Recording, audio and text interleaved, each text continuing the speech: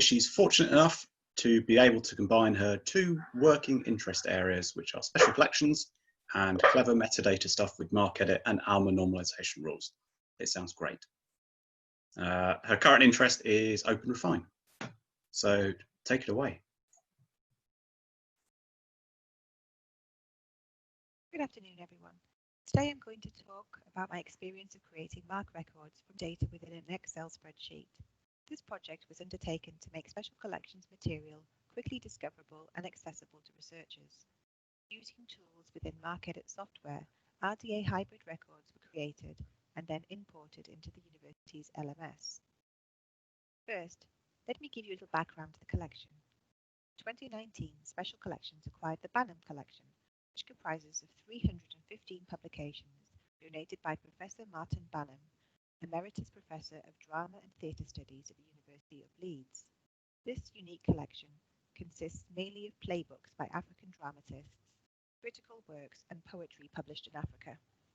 This material is highly relevant to current research interests within the university, so it was vital that the collection be made available as quickly as possible. However, there was a problem. The metadata team, already stretched thin, did not have the resources to take on this project at short notice, and it looked as if the Banham collection would have to be shelved. Now, my mine manager, she thought that she had heard somewhere that it was possible for MARC records to be created in Excel using MarcEdit. Was this true? Someone in the team investigate, and if it was indeed possible, this method work for the Banham collection. So we already knew that our colleagues in Special Collections had created this hand list, and this hand list had all the title information in the collection. What we needed to find out was what format this list was in. Was it in Word? Was it in Excel? Which is what we needed.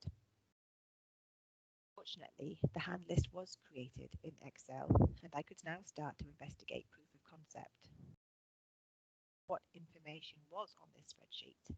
Well, the original spreadsheet had 4 columns, one for the author, title, place of publication, and date, the bare bones, as it were, of a MARC record.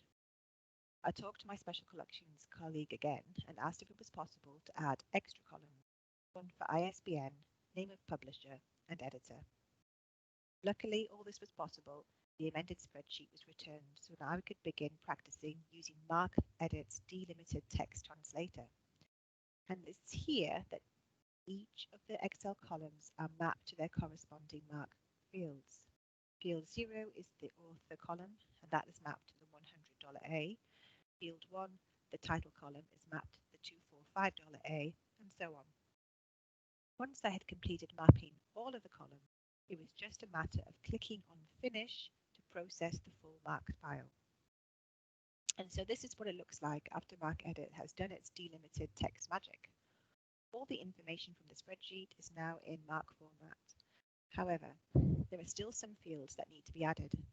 I wanted to add physical description information, 300, there were 336, a 337, and a 38 field.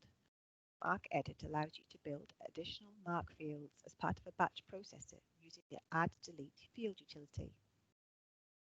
This screenshot shows how the MARC tag 300 physical description field has been added to each record. Of course, this wasn't a pagination column in the hand list, so I created a catch-all 1 volume record. When I was happy with the way that the records looked in MarcEdit, I was ready to import them to the library management system, which at this time was Innovative Sierra. During the import process, the item records were created automatically. This was straightforward as the whole collection had the same shelf mark, and a decision had been made not to barcode any of the books. And so this is the result. This is a snip of what one of the records looks like in ALMA, our current LMS. I'll admit that I did actually have to do some additional tidying there for records when they had been imported from Sierra. The 008 field was edited on every record, including date of publication, country, and language codes. I haven't done anything similar since this project and therefore have not tested it in ALMA, but I do find that creating import profiles more straightforward in ALMA. For instance, there are now better options for batch handling and records, so I don't envisage there being any difficulty.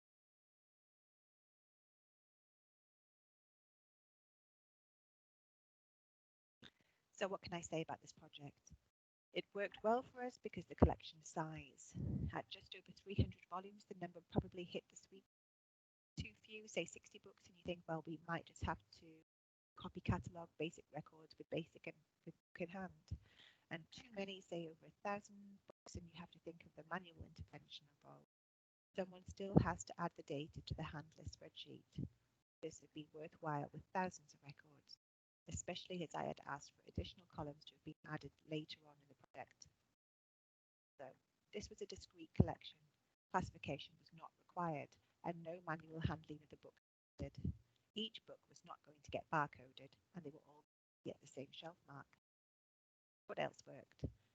The fact that this was a modern collection of books, 20th century publications with ISBNs.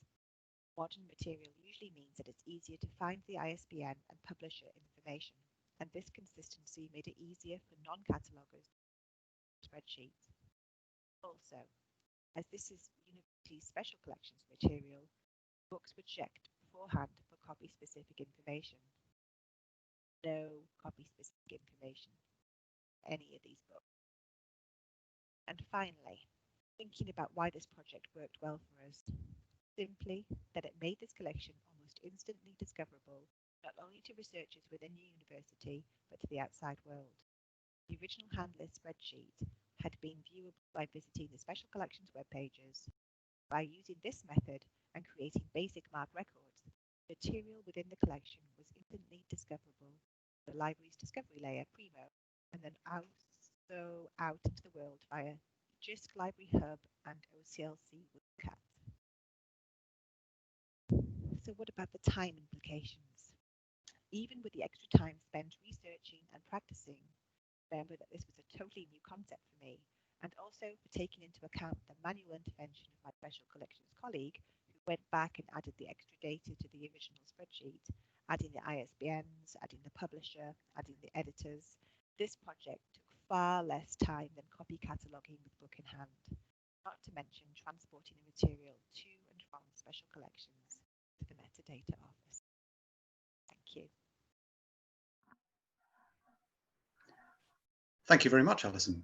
That sounds like a very successful project, and it sounds like it was actually quite interesting books to work with as well, which isn't always the case with these things, I find. Lots of nice, pretty pictures. Yeah, exactly. I had a few questions for you. I think we've got a couple of minutes before we go to the breakout rooms.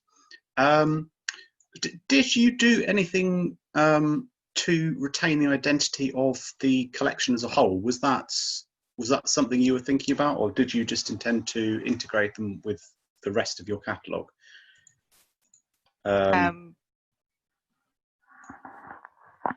Yeah, they stand alone as a collection within special collections. So yeah, that's why it fits so nicely as in this method. How is that reflected in the records? Is it just part of the import profile? So that's the yes, because just thinking back now, because it was Sierra, and that seems like a very long time ago, 2019. Yeah. Yes, with Alma, it would have its own import profile. Yes, it would be much easier. And it'd be right, okay. You mentioned the languages. Oh, hang on a minute. We have a question, a comment rather.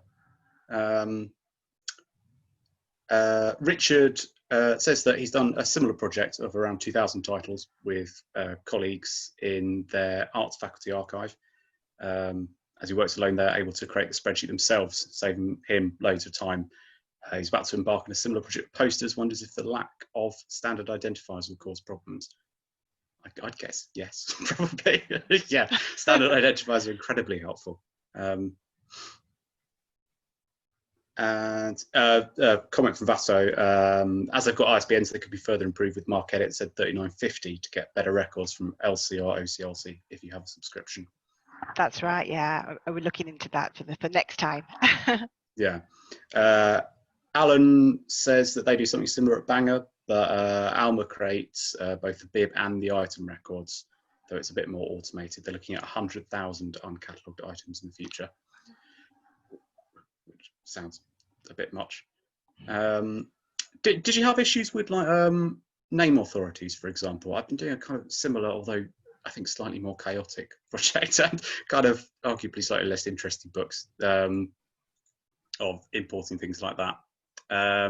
And matching of name authorities, I guess, is that just something that you need to kind of go back over and do some? I think that's a retrospective. For this project, it was just get them on there, and we would do the retrospective work at a later date, which we managed to sort a month or two after. But it was just making sure that those books were visible on the catalogue as soon as possible. Yes, that sounds like that's the thing you've got to deal with first, really, isn't it? Yeah. Oh, well, thank you very much. That's very interesting. So that's the talks over today. And